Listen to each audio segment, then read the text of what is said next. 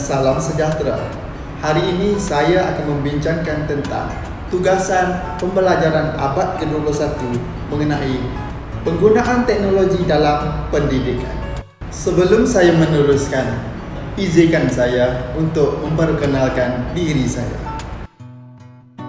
Nama saya Muhammad Mustaqim bin Cik Hassan, pelajar ambilan Januari 2024, ijazah Sarjana Muda Pengajaran Rendah, Universiti Terbuka Malaysia, Kampus Kota Baru. Apa itu teknologi dalam pendidikan? Menurut Galbraith 1967, teknologi merupakan keupayaan menggunakan sesuatu untuk mencapai sesuatu tugasan dengan sempurna.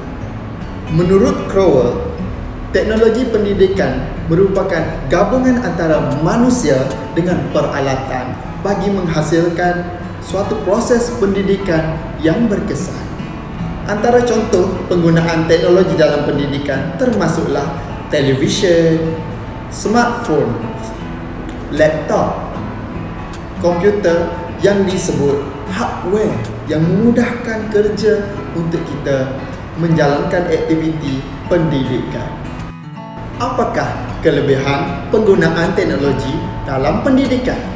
Yang pertama, pembelajaran boleh dijalankan meskipun berjauhan. Yang kedua, memudahkan proses pencarian maklumat. Yang ketiga, hubungan antara guru dengan pelajar menjadi lebih erat. Yang keempat, pembelajaran dan pengajaran berlaku secara fleksibel. Yang kelima, pembelajaran akan menjadi lebih berkesan. Apakah cabaran penggunaan teknologi dalam pendidikan? Yang pertama adalah rangkaian internet yang lemah di luar bandar. Menurut kajian Suruhanjaya Multimedia Malaysia, sebanyak 96% rakyat Malaysia mendapat rangkaian yang terbaik, iaitu 4G ke atas.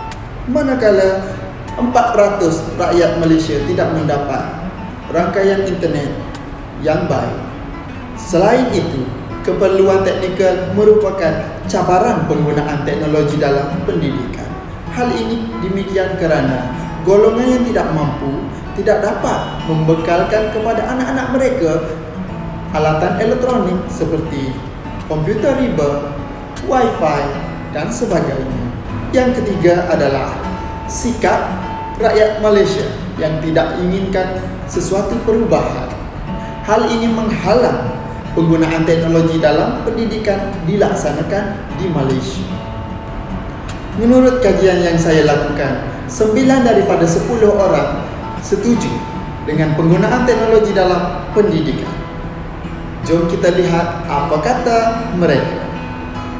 Penggunaan teknologi dalam pendidikan bagi pendapat saya sangat bagus jika ianya digunakan secara positif. Teknologi dalam pendidikan ni bagi kita, kalau online ni kadang-kadang kita punya tak ada line, tak ada apa, tak ada internet, masalah juga. Teknologi dalam pendidikan ni baguslah sebabnya ia memudahkan lagi sesi pembelajaran itu.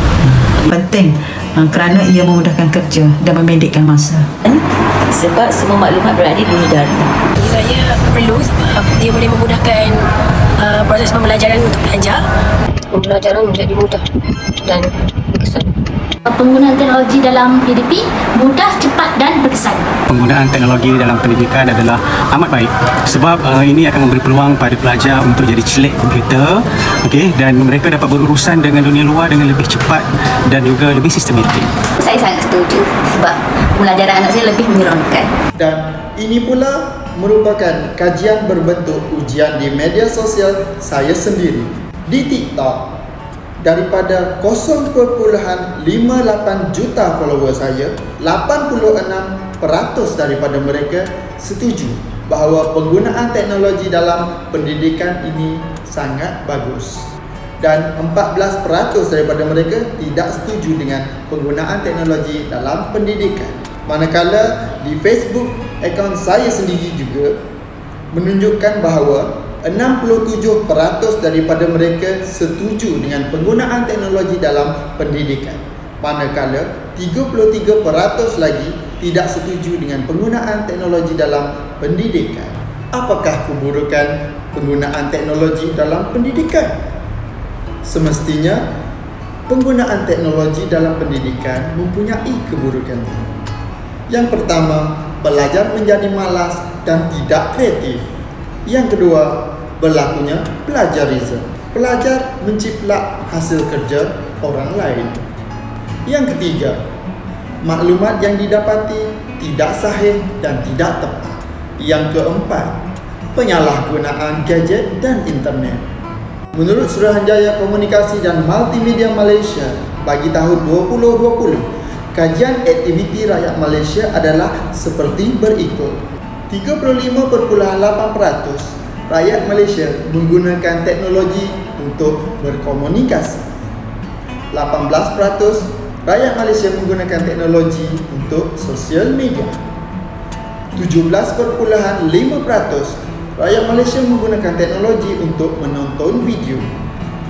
14.9% rakyat Malaysia menggunakan teknologi untuk mencari maklumat. 13.2% merupakan lain-lain. Persoalan di sini, apakah penggunaan rakyat Malaysia yang tergolong dalam aktiviti lain-lain? Apakah alternatif bagi menjayakan penggunaan teknologi dalam pendidikan?